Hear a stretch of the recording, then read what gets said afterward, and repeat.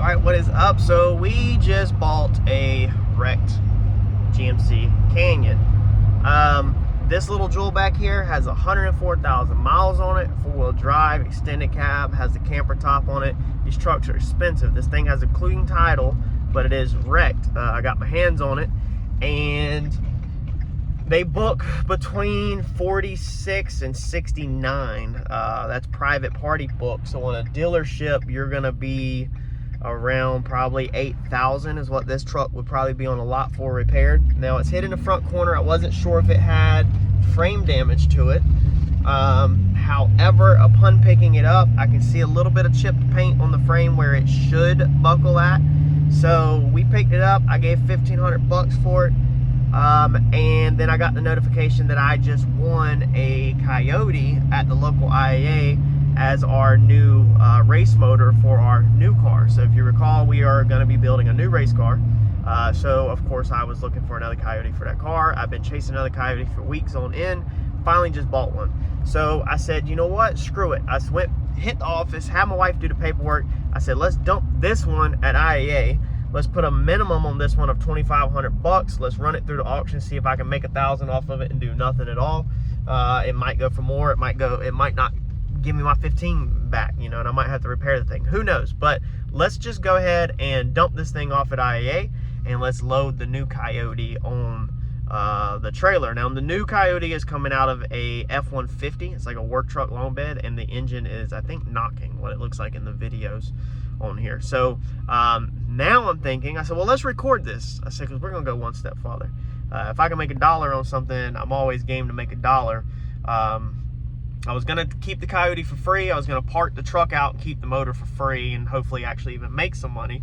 But I said, you know what? I said, let's pick this truck up and see if we can take all the motor oil out the engine, fill it full of diesel fuel, crank it up, see if it's a sludge issue, and if maybe we can get this thing running with no knocking in it. And if it does end up running with no knocking, and we put motor oil back in it and it runs good and there's no check engine lights, we'll put this one for sale too.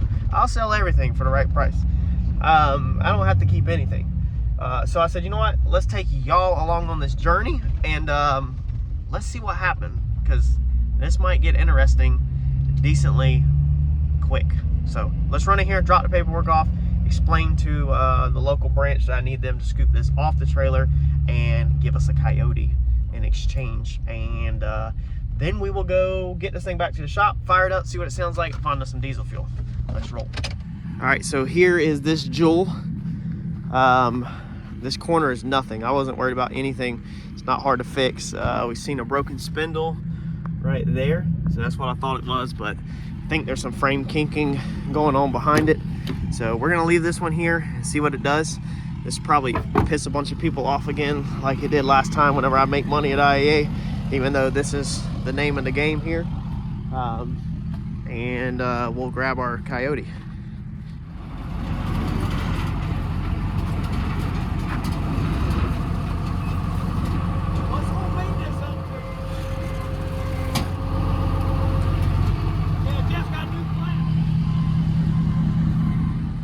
When Keith went to unload it, he hollered and said, what's old meanness up to? I said, she's in the office being mean to me and freaking Eddie. Everybody up here knows my wife. My wife used to work at IAA, if you're new to the channel, and that's how I got my career in the salvage business, and I learned the inside and outs of it. It's because she was on the selling side, I was on the repairing side.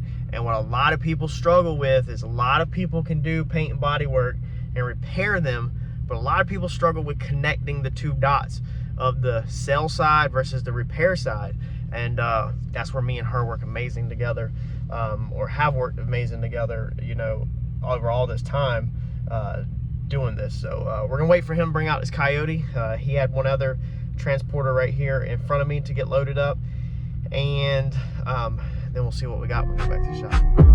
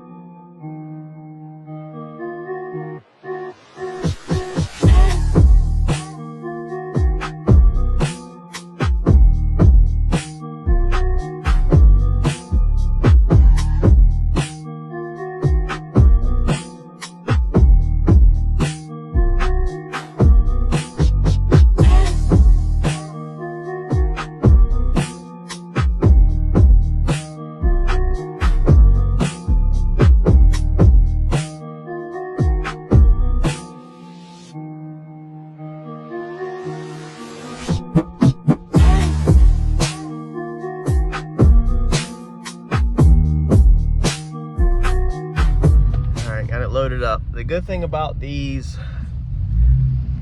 single cab long bed trucks are going to be your cheapest platform to get a Coyote out of. I paid right around $700, a little over $700 for this thing. You're not going to get cheaper than that. And then on the part out, the 2-wheel drive transmission is good for guys that are doing a Coyote swap and want that transmission in a hot rod. Now, the 4-wheel drive transmission, you also have the transfer case. So the 4-wheel drive transmission, you have the transfer and transfer case, so you have double the part out money if they sell.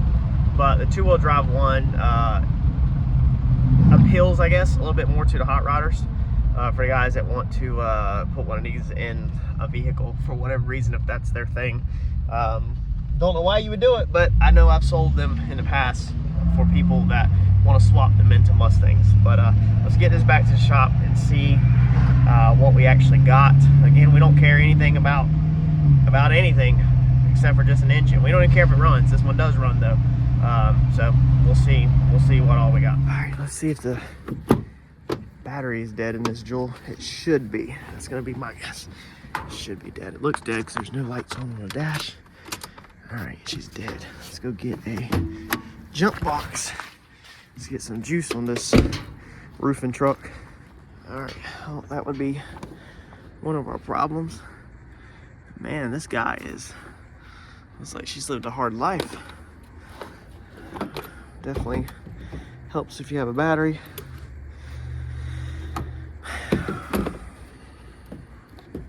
Sometimes I ask myself, why do I do this for a living? Just mess with all these cars all the time. Sometimes they won't run off of just the jump box. All right, let's see here. So it's gonna want, you gotta treat it like a dummy. All right, let's see if it will do that. Sometimes it doesn't like that. These new jump boxes are not as good as the old ones. Sometimes it wants at least a battery or it'll start wigging out. Let's see. Nothing. All right, we're gonna have to get Ed. Ed! Come wiggle that jump box. Come wiggle that jump box. Y'all remember the last time we dealt with a truck that didn't crank? Where's Eddie at? Oh, you gonna put something in it? Yeah, it's just got a little juice. It'll help. Look how smart Ed is. Put a scrap battery in it. Oh, it just started jumping. Oh, this thing's got 280,000 miles on it, man. We ain't selling this truck. 280,000 miles. I know, but man. No. I was just gonna crank it. I mean, we could check the dipstick, but I guess see if it's got some motor oil in it. 280,000 miles, though. I don't think we're gonna be selling that thing to anybody, which my Coyote that's in my race car now had, what was that thing, 320,000 miles? 280? Making numbers up again? I swear I thought it was 3 something. Let's see if she's got some motor oil. She's got something on her, I think. Yeah, it's got something on it. So she's tired, man. 280 miles, she's tired. She needs a TKM visit, baby.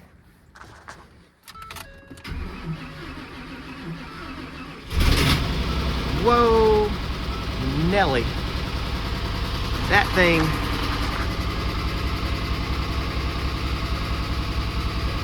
Sounds really bad.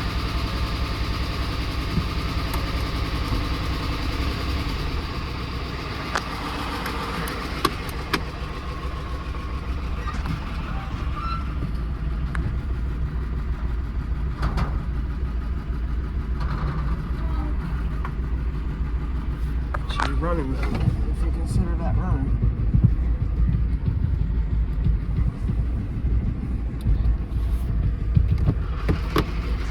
But I don't think we're gonna be trying to clean that one.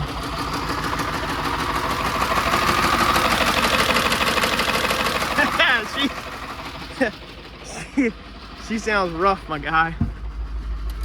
We're gonna leave that one alone. We ain't even gonna waste our time trying to clean that one. That one is a little rough, but we got us a new spare. Well, the battery didn't hook up. Nah, not like I thought. Well, we got us a new race car motor. Don't run as good as the last one, but it runs. Man, I'm curious to dump diesel fuel in it. But that sounds kind of like, doesn't it sound like a rod? Like, Sound good. yeah, it sounds more like a knock, not a tick. Oh well, TKM will fix it all up. All right, so $1,048 is what I paid for this truck out the door. That is cheaper than a lot of Coyotes are going for on the internet. So went to try to buy a Coyote, had to do a swap or to build it. If you're building it, you definitely should go this route like me, because we don't care about much at all factory wise. $1,048. So I'm gonna list the bed for 800 bucks, and if I can get 500 bucks for the bed, then I'm already, half of my money is already recovered, and then whatever else I can get sold off of this will go towards that 1,000. Paying for it, you at least probably got 200 in catalytic converters right out the gate as soon as you can get them out of there. And then technically, for what I do for a living, this front end is pretty much the $1,000 right here. I can sell my company this front end, because this is a race car purchase. This is different money. This is finances. The race car funds paid for this truck. So if I can sell, I can sell the front end to my business for $1,000 and repair another truck that's hitting the front, technically recoup my money. But that's not how we're gonna try to do this. We're gonna try to do this just like y'all would do it. And we're gonna try to part this out, and I will try my best to keep y'all posted. I'm about to post it for part out locally and see what kind of snags we get. The seller of this thing was Pedal. So we have sold some stuff to Pedal in the past, some bad vehicles, and we have bought bad vehicles from Pedal. So this is a 2011 Ford. I have to look it up, but I think the 11s were better. I think they had bigger head studs, if I recall. My current one is a 13, basically the same thing. They're all Gen 1s, but I think the 11 had bigger head studs. I'm gonna have to look that up to double check that, whereas my 13 does not, but we'll verify that. So let's get this thing posted and let's start trying to make my money back.